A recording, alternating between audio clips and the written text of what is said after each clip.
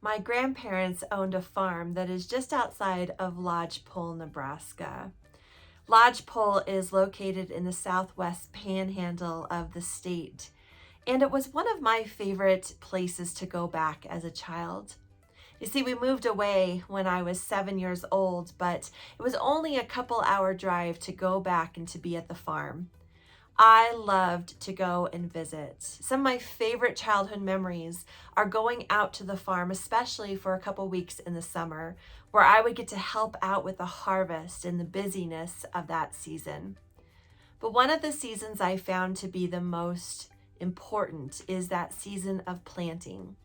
See, without planting, nothing can grow, right? Except for the weeds. And those fields that they would let sit for a season or two would often get covered with weeds. And so tilling up the soil was an important part of the process. Tilling up the soil, preparing the ground, and then planting the seeds.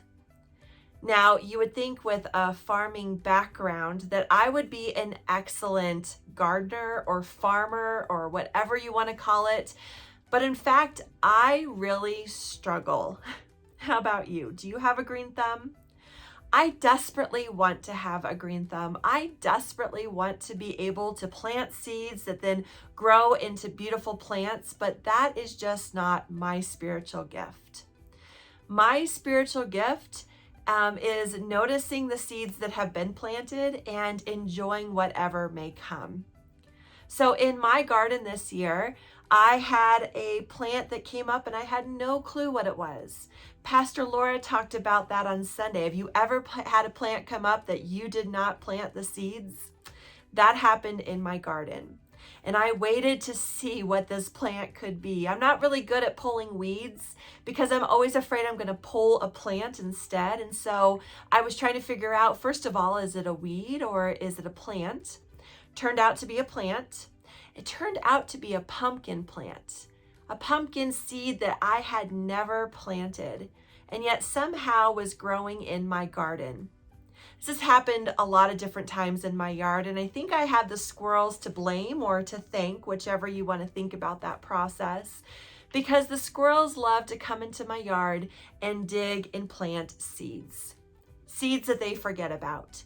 Seeds that are left untouched. Seeds that come up in places that I don't expect. But when those seeds come up and they turn into a plant that then has a harvest, what a blessing. I have this aloe plant, and aloe is actually about the only thing that I can grow, believe it or not.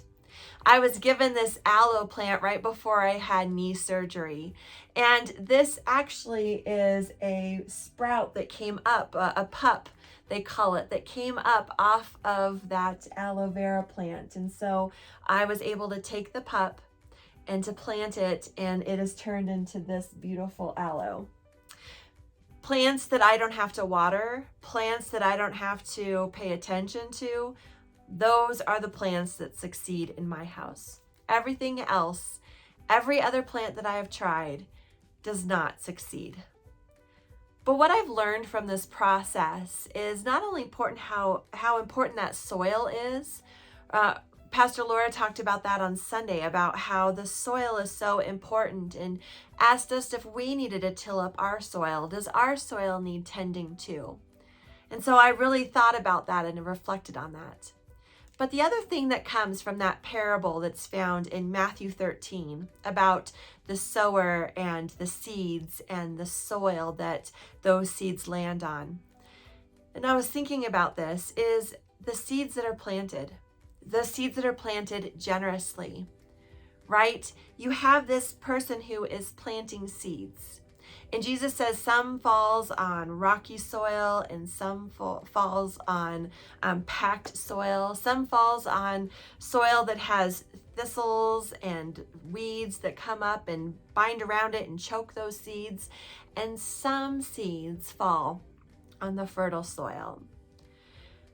But what I was thinking about and reflecting on this week as I was thinking about that is how the planter of those seeds was generous with the seeds.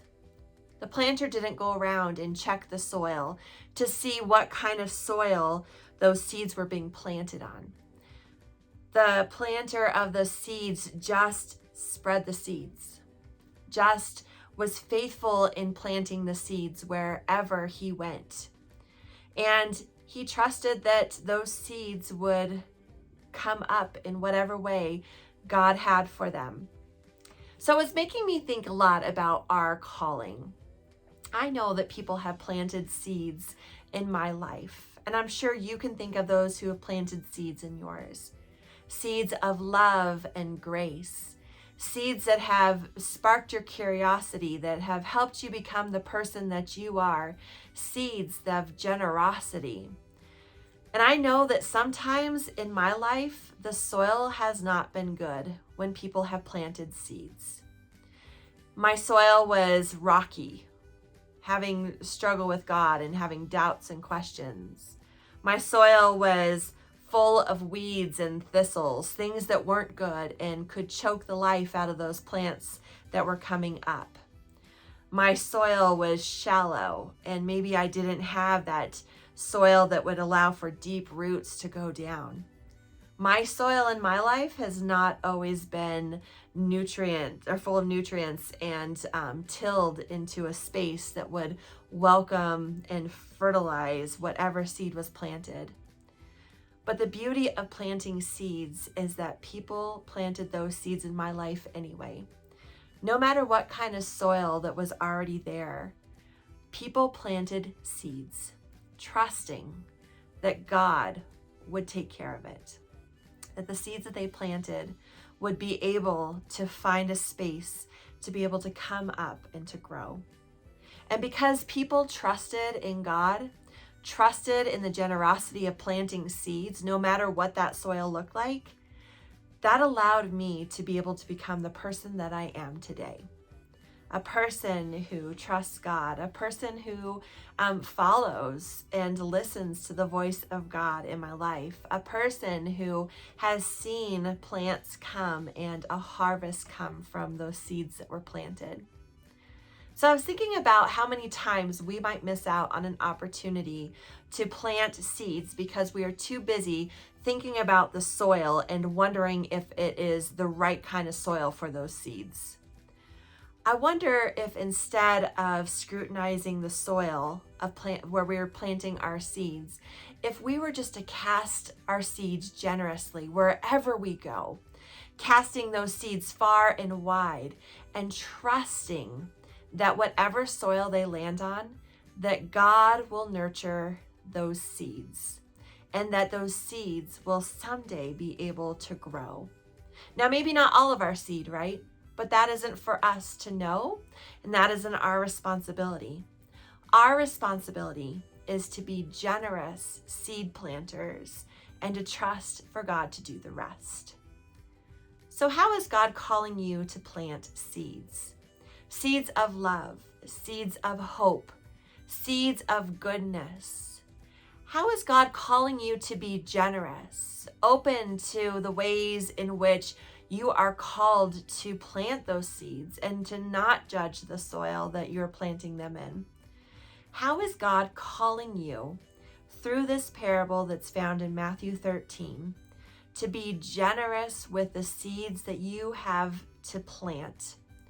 And how is God calling you to tend to your own life and your own soil to produce beautiful fruit?